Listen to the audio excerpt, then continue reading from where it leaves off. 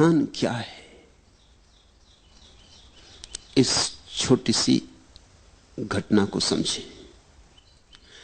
चांग चिंग के संबंध में कहा जाता है वह बड़ा कवि था, बड़ा सौंदर्य पारखी था। कहते हैं चीन में उस जैसा सौंदर्य का दार्शनिक नहीं हुआ। उसने जैसे सौंदर्य शास्त्र पर, एस्थेटिक्स पर बहुमूल्य ग्रंथ लिखे किसी और ने नहीं लिखे। वो जैसे उन पुराने दिनों का क्रोशे था। 20 साल तक वो ग्रंथों में डूबा रहा, सौंदर्य क्या है इसकी तलाश करता रहा। एक रात, आधी रात, किताबों में डूबा डूबा उठा, पर्दा सरकाया, द्वार के बाहर झांका, पूरा चांद आकाश में था। चिनार के ऊंचे दरख्त जैसे ध्यानस्थ खड़े थे। मंद समीर बहती थी। उस समीर पर चढ़कर फूलों की गंध उसके नासापुटों तक आई। कोई एक पक्षी, जल पक्षी, जोर से चीखा और उस जल पक्षी की चीख में कुछ घटित हुआ, कुछ घट गया। चांग चिंग अपने आप से ही जैसे बोला, how mistaken I was, how mistaken I was, raise the screen and see the world. कैसी मैं भूल में भरा था, कितनी भूल में था मैं। पर्दा उठाओ और जगत को देखो। 20 साल किताबों में से उसे सौंदर्य का पता न चला। पर्दा हटाया और सौंदर्य सामने खड़ा था, साक्षात। तुम पूछते हो ध्यान क्या है? ध्यान है पर्दा हटाने की कला। और यह पर्दा बाहर नहीं है, यह पर्दा तुम्हारे भीतर पड़ा, तुम्हारे अंतस्थल पर पड़ा है। ध्यान है पर्दा हटाना। पर्दा बुना है विचारों से, विचार के ताने बानों से पर्दा बुना है। अच्छे विचार, बुरे विचार, इनके ताने बाने से पर्दा बुना है। जैसे जैसे तुम विचारों के पार झांकने लगो, या विचारों को ठहराने में सफल हो जाओ, या विचारों को हटाने में सफल हो जाओ, वैसे ही ध्यान घट जाएगा। निर्विचार दशा का नाम ध्यान है। ध्यान का अर्थ है ऐसी कोई संधि भीतर जब तुम तो हो, जगत तो है, और दोनों के बीच में विचार का पर्दा नहीं। कभी सूरज को उगते देखकर, कभी पूरे चांद को देखकर, कभी इन शांत वृक्षों को देखकर, कभी गुलमोहर के फूलों पर ध्यान करते हुए। तुम हो, गुलमोहर है सजा दुल्हन की तरह, और बीच में कोई विचार नहीं। इतना भी विचार नहीं कि यह गुलमोहर का वृक्ष है, इतना भी विचार नहीं कि फूल सुंदर हैं, इतना भी विचार नहीं। शब्द उठ ही नहीं रहे, अवाक, मौन, स्तब्ध तुम रह गए हो। उस घड़ी का नाम ध्यान है। पहले तो क्षण क्षण को होगा, कभी कभी होगा, और जब तुम चाहोगे तब ना होगा, जब होगा तब होगा। क्योंकि ये चाह की बात नहीं, चाह में तो विचार आ गया। ये तो कभी कभी होगा। इसलिए ध्यान के संबंध में एक बात ख्याल से पकड़ लेना, खूब गहरे पकड़ लेना, ये तुम्हारी चाहत से नहीं होता है। ये इतनी बड़ी बात है कि तुम्हारी चाहत से नहीं होती, ये तो कभी कभी अनायास किसी शांत क्षण में हो जाती। तो हम करें क्या? ध्यान के लिए हम करें क्या? यही शायद तुमने पूछना चाहा कि ध्यान क्या है, कैसे करें। ध्यान के लिए हम इतना ही कर सकते हैं कि अपने को शिथिल करें, दौड़ धाप से थोड़ी देर के लिए रुक जाएं, घड़ी भर को 24 घंटे में सब आपाधापी छोड़ दें। लेके तकिया निकल गए, लेट गए लान पर, टिक गए वृक्ष के साथ, आंखें बंद कर ली, पहुंच गए नदी तट पर, लेट गए रेत में, सुनने लगे नदी की कलकल। मंदिर मस्जिद जाने को मैं कह ही नहीं रहा हूं, क्योंकि पत्थरों में कहां ध्यान। तुम जीवंत प्रकृति को खोजो। इसलिए बुद्ध ने अपने शिष्यों को कहा, जंगल चले जाओ, वहां प्रकृति नाचती चारों तरफ। 24 घंटे वहां रहोगे, कितनी देर तक बचोगे? कभी ना कभी तुम्हारे बावजूद किसी क्षण में अनायास प्रकृति तुम्हें पकड़ लेगी। एक क्षण को संस्पर्श हो जाए, एक क्षण को द्वार खुल जाए, एक क्षण को पर्दा हट जाए, तो ध्यान का पहला अनुभव हुआ। और पहले अनुभव के बाद फिर अनुभव आसान हो जाते। आसान इसलिए हो जाते हैं कि तब तुम्हें एक बात समझ में आ जाती कि सीधे सीधे ध्यान को पाने का कोई उपाय नहीं, परोक्ष मार्ग है। तुम शिथिल रहो, आहिस्ता से चलो, आपाधापी छोड़ो। 1 घंटे के लिए कम से कम 24 घंटे में लीन हो जाओ प्रकृति में। संगीत सुनो कि पक्षियों के गीत सुनो। कुछ न हो करने को आंख बंद कर लो, अपनी सांस सुनो। बुद्ध ने तो इस पर बहुत जोर दिया, अपनी सांस को ही देखते रहो, आई गई आई गई। इसकी माला बना लो, इससे बेहतर कोई माला नहीं।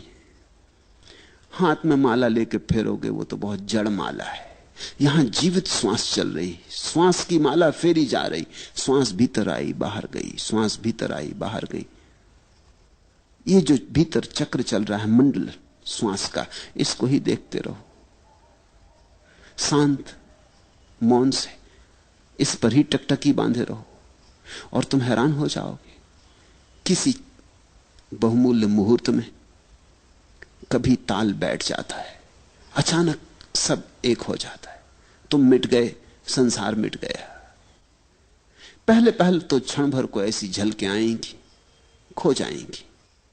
जब खो जाएं तो फिर उनकी तीव्रता से आकांक्षा मत करना, अन्यथा वे कभी ना आएंगी। जब खो जाएं तो कहना ठीक, अब जब फिर दोबारा आएंगी फिर भोगेंगे। मगर उनके आने के लिए द्वार दरवाजे खुले रखना। ऐसा ही समझो कि सूरज बाहर निकला है, तुम अपने कमरे में दरवाजा बंद किए बैठे हो, रोशनी भीतर नहीं आती। अब सूरज को कोई गट्ठर में बांध के भीतर लाने का उपाय भी तो नहीं। सूरज की किरणों को कोई गाय बैल जैसा हाँक के भीतर लाने का उपाय भी तो नहीं। क्या करोगे? दरवाजा खोल दो, सूरज की किरणें अपने से भीतर आ जाती। कभी कभी रात होगी और नहीं आएंगी क्योंकि सूरज नहीं है, कभी कभी दिन होगा और आएंगी क्योंकि सूरज है, कभी कभी दिन भी होगा और बादल घिरे होंगे और नहीं आएंगी क्योंकि सूरज बादलों में ढका है। मगर कभी कभी मौके मिलेंगे जब दिन है, बादल भी नहीं है, सूरज प्रकट है, तो किरणें भीतर आएंगी। तुम ज्यादा से ज्यादा बाधा ना दो, बस इतना ही काफी है। मेरी बात को ख्याल में ले लेना। ध्यान को सीधा सीधा नहीं किया जाता, बाधा ना दो। इसलिए तो मैं कहता हूं नाचो गाओ। नाचने और गाने में तुम लीन हो जाओ। अचानक तुम पाओगे हवा की झोंके की तरह ध्यान आया, तुम्हें नहा गया, तुम्हारा रोआ रोआ पुलकित कर गया, ताजा कर गया। धीरे धीरे तुम समझने लगोगे इस कला को। ध्यान का कोई विज्ञान नहीं है, कला है। धीरे धीरे तुम समझने लगोगे कि किस घड़ियों में ध्यान घटता है। उन घड़ियों में मैं कैसे अपने को खुला छोड़ दूं। जैसे ही तुम इतनी सी बात सीख गए, तुम्हारे हाथ में कुंजी आ गई। इसे इस तरह प्रयोग करो। कभी रात नींद खुल गई है, बिस्तर पे पड़े हो, अनिद्रा के लिए परेशान मत हो। इस मौके को मत खो। ये शुभ घड़ी, सारा जगत सोया, पत्नी बच्चे सब सोए, तुम्हें मौका मिल गया। बैठ जाओ अपने बिस्तर में, रात के सन्नाटे को सुनो। ये बोलते हुए झींगर, ये रात की चुप्पी, ये सारा जगत सोया हुआ, सारा कोलाहल बंद। जरा सुन लो इसे शांति से। ये शांति तुम्हारे भीतर भी शांति को झंकारेगी। ये बाहर गूंजती हुई शांति तुम्हारे भीतर हृदय में भी गूंज पैदा करेगी, प्रतिध्वनि पैदा करेगी। जब सारा घर और सारी दुनिया सोई हो तो आधी रात चुपचाप अपने बिस्तर में बैठ जाने से ज्यादा शुभ घड़ी ध्यान के लिए खोजनी कठिन है। लेकिन मैं ये नहीं कह रहा हूं कि तुम आधी रात अलार्म भर के बैठ जाओ, कभी नहीं, तो धोखा हो जाएगा। तुमने अगर इसको कोई नियम बना लिया कि अलार्म भर के 2 बजे रात उठ के बैठ जाएंगे, फिर सब गड़बड़ हो जाएगी। ध्यान तुम्हारे खींचे खींचे नहीं आता। ध्यान इतनी नाजुक बात है तुम बुलाते हो तो संकोच से भर जाता, आते ही नहीं। बड़ी नाजुक दुल्हन है ध्यान। तुम जोर जबरदस्ती मत करना, नहीं तो बलात्कार हो जाएगा। बहुत धीरे धीरे फुसलाना पड़ता। फुसलाने शब्द को याद रखना, ध्यान को फुसलाना पड़ता। फिर 24 घंटे में कभी भी हो सकता है, लेकिन ख्याल यही रखना कि फुसलाना है, आयोजन नहीं करना। नहीं तो लोग हैं कि रोज 5 बजे उठाए और बैठ गए ध्यान करने, जड़ की तरह, यंत्रवत, मशीन की तरह। नहीं, ऐसा ध्यान नहीं होता। हां, तुम ख्याल रखो, थोड़ा अपने हृदय का भी भाव रखो कि जब तुम्हारा हृदय बहता हो तब चूकना मत। तब 1000 काम हो तो छोड़ के एकांत में बैठ जाना। अपने स्नान गृह में भी बैठ गए जाके तो चलेगा, लेकिन जब तुम्हें लगे कि हां अभी भीतर घड़ी आती मालूम पड़ती, विचार कुछ कम है, तनाव कुछ कम है, मन कुछ प्रफुल्लित है, आनंदित है, ये घड़ी है। लोग अक्सर उल्टा करते, जब उनका मन दुखी होता तब ध्यान करते हैं। लोग दुख में भगवान को याद करते। ये तो जब उल्टी हवा बह रही है तब बहुत कठिन हो जाएगा सुख में याद करना। इसलिए मेरे सूत्र अनूठे हैं। मैं तुमसे कहता हूं, जब तुम्हारा मन बड़ा सुखी मालूम पड़े, कोई मित्र घर आया है, बहुत दिनों बाद मिले, गले लगे, गपशप हुई है, मन ताजा है, हल्का है, खूब प्रसन्न हो तुम, इस मौके को छोड़ना मत। बैठ जाना एकांत में। इस घड़ी में सुख का सुर बज रहा है, परमात्मा बहुत करीब है। सुख का अर्थ ही होता है जब तुम्हारे जाने अनजाने परमात्मा करीब होता है, चाहे जानो चाहे ना जानो। सुख जब तुम्हारे भीतर बजता है तो उसका अर्थ हुआ कि परमात्मा तुमसे बहुत करीब आ गया। तुम किसी अनजाने मार्ग से घूमते घूमते परमात्मा के पास पहुंच गए हो। मंदिर करीब है, इसलिए सुख बज रहा है। इस घड़ी को चूकना मत। इस घड़ी में तो जल्दी से खोजना, कहीं किनारे पर ही हाथ के बढ़ाने से ही मंदिर का द्वार मिल जाएगा। लेकिन लोग दुख में याद करते, सुख में भूल जाते। दुख में तुम मंदिर से बहुत दूर पड़ गए हो, अनंत दूरी है। दुख में तो भरोसे नहीं आता कि ईश्वर हो भी सकता है। दुख में कहां भरोसा आ सकता है? दुख में तो ऐसा लगता है संसार में कोई नहीं है। दुख में तो ऐसा लगता है कि ये कोई शैतान चला रहा है संसार को, कोई दुष्ट। दुख में तो ऐसा लगता है कि समाप्त कर लो अपने को। न कोई कृतज्ञता, न कोई धन्यवाद का भाव उठता। दुख में कैसे उठे? लेकिन लोग दुख में मंदिर जाते, मस्जिद जाते, भगवान को याद करते, प्रार्थना करते और सुख में भूल जाते। और मैं तुमसे कहता हूं, सुख में ही घटता है। सुख के क्षण में ही तुम करीब से करीब होते हो। उस समय सरक जाना, उस समय लेट जाना जमीन पर, साष्टांग रख देना सिर भूमि पर, ठंडी गीली लान पर लेट जाना, आंख बंद कर लेना। उस क्षण सोच लेना अपने को कि मिल रहे पृथ्वी के साथ, एक हो रहे पृथ्वी के साथ। और तुम पाओगे कभी कभी आ जाती लहर, तरंग की तरह तुम्हारे भीतर प्राणों में कुछ कब जाता, कोई नई बीन बजती। धीरे धीरे पहचान हो जाएगी और धीरे धीरे तुम्हें कला आ जाएगी। तुम धीरे धीरे पहचानने लगोगे कि कब इसके होने के क्षण होते, कैसी दशा होती तुम्हारी जब ये निकटता में घट जाती है बात, और कैसी दशा होती तुम्हारी जब ये मुश्किल होती है बात। फिर तुम पहचान पे पड़ जाओगे। तुम्हारी आत्मविज्ञा, तुम्हारा प्रतिभिज्ञा, तुम्हारी पहचान धीरे धीरे साफ होने लगेगी। पहले तो अंधेरे में टटोलने जैसा है, मगर ध्यान घटता है। और कभी कभी तो उन लोगों को भी घटता है जिन्होंने ध्यान के संबंध में कुछ सोचा ही नहीं। अधार्मिकों को भी घटता है, क्योंकि ध्यान की कोई शर्त ही नहीं है। छोटे बच्चों को घट जाता है, छोटे बच्चों को ज्यादा घट जाता है जब बजाय बड़ों के। तितली के पीछे भाग रहा बच्चा, सुबह का सूरज निकला, भागा जा रहा तितली के पीछे, सब भूल जाता है, तितली ही सब हो गई, उसे याद ही नहीं रहती, खुद भी तितली जैसा उड़ा जा रहा। उस घड़ी ध्यान की झलक मिल जाती। लोग जीवन भर याद करते हैं कि बचपन में बड़ा सुख था। किस सुख की याद है ये? क्या तुम सोचते हो बचपन में तुम्हारे पास बहुत धन था? नहीं था, जरा भी नहीं था। 2-2 पैसे के लिए रोना पड़ता था, 1-1 पैसे के लिए बाप और मां के मोहताज होना पड़ता था। धन तो नहीं था। कोई बड़ा पद था? कहां से होता पद? सब तरह की झंझटें थी। स्कूल कारागृह था, जहां रोज रोज बांध के भेज दिए जाते थे, जहां बैठे बैठे सिवाय परेशान होते थे, कुछ समझ में ना पड़ता था, और हर कोई दबा देता था। बल भी नहीं था, हर एक छाती पे सवार था। तो बचपन में सुख कैसा था? न धन था, न पद था, न प्रतिष्ठा थी, न कोई सम्मान देता था। सुख हो कैसे सकता था? सुख कुछ और था। तितलियों के पीछे भागने में ध्यान की किरण उतर आई थी। सागर के किनारे शंखसीप बीनने में परम आनंद का क्षण उतरा था। कंकड़ पत्थर बीन लाए थे और समझे थे कि हीरे ले आए, और किस चाल से मस्त होकर आए थे। कुछ भी न था हाथ में, लेकिन कुछ ध्यान की सुविधा थी। मेरे देखे बचपन में ध्यान के अतिरिक्त तो और कोई सुख नहीं है। तुम भूल गए हो, तुम्हें इतनी भर याद रही कि बड़ा सुख था। अगर तुमसे कोई पूछे कि बताओ क्या क्या सुख था, तो तुम मुश्किल में पड़ोगे। और ध्यान की तो तुम्हें याद ही नहीं, ध्यान शब्द ही अपरिचित हो गया है। बच्चे को ऐसा पता भी नहीं था कि यह ध्यान है, पर पता होने से क्या होता है? तुम्हें पता हो कि सोना है या नहीं, इससे क्या होता है? सोना सोना है।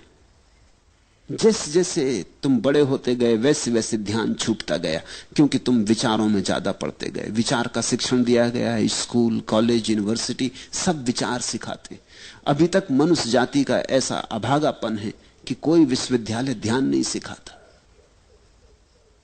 विचार, धीरे धीरे तुम विचार से भरते गए, चिंताएं चिंताएं।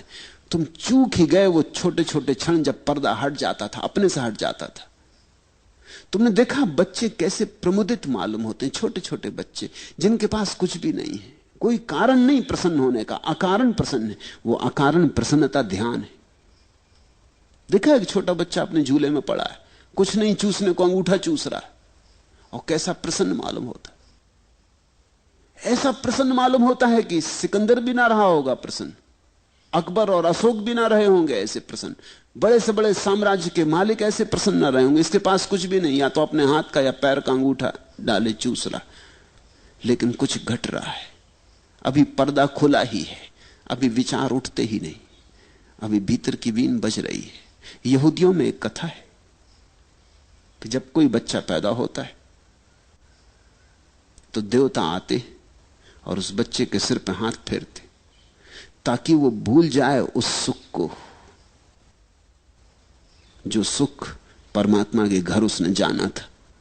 नहीं तो जिंदगी बड़ी कठिन हो जाएगी। दयावश ऐसा करते हैं, नहीं तो जिंदगी बड़ी कठिन हो जाएगी। अगर वो सुख याद रहे तो बड़ी कठिन हो जाएगी तुलना में। तुम फिर कुछ भी करो व्यर्थ मालूम पड़ेगा। धन कमाओ, पद कमाओ, सुंदर से सुंदर पत्नी और पति ले आओ, अच्छे से अच्छे बच्चे हो, बड़ा मकान हो, कार हो, कुछ भी सान न मालूम पड़ेगा अगर वो सुख याद रहे। तो यहूदी कथा कहती है कि एक देवता उतरता करुणावश और हर बच्चे के माथे पे सिर हाथ फेर देता है। उस हाथ के फेरते ही पर्दा बंद हो जाता, उसे भूल जाता परमात्मा, सुख भूल गया। फिर ये जीवन के दुखों में ही सोचने लगता है सुख होगा। उस पर्दे से खोलना है जो देवताओं ने बंद कर दिया। मुझे तो नहीं लगता कि कोई देवता बंद करते, देवता ऐसी मूढ़ता नहीं कर सकते, लेकिन समाज बंद कर देता है। शायद कहानी उसी की सूचना दे रही।